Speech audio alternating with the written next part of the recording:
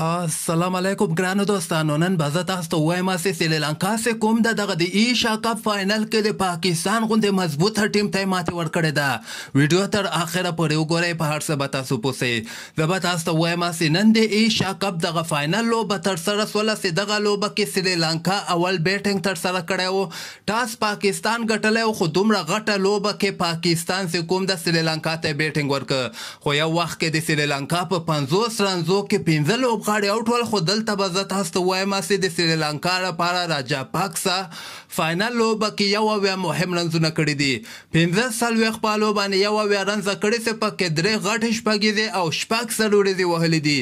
دغه نه علاوه ونندو هسارانګا چې کوم د هغه په 21 بالو باندې شپږ درس مهم رنزونه کړي دي.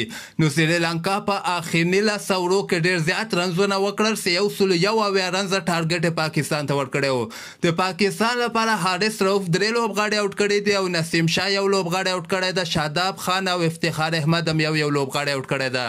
خو بل طرف ته پاکستان ونسو کولی چې دغه ټارګټ پوره کړي. پاکستان 140 پورې دغه رنزونه رسولي دي او همدغسې ټول اورونه ختم سوي دي. په 23 رنزو باندې سریلانکا دغه فاینل لوبه له پاکستان نه وګټله او د ایشیا کپ نوی چمپیون سریلانکا سو. دغلته که موږ د سریلانکا بالرانو ته راسو، په دغه کې مادوشانګ چې کوم د 4 لوبغاړي آوټ کړي دي او هرسارنګ ورته بولینګ کې هم 3 مهم لوبغاړي آوټ کړي دي او چمیک هم ورته 2 لوبغاړي آوټ کړي. نو سریلانکا دغه 23 رنزو باندې پاکستان ته ماتې ورکړله او د ایشیا کپ چې کوم د هغه چمپیون سریلانکا سو.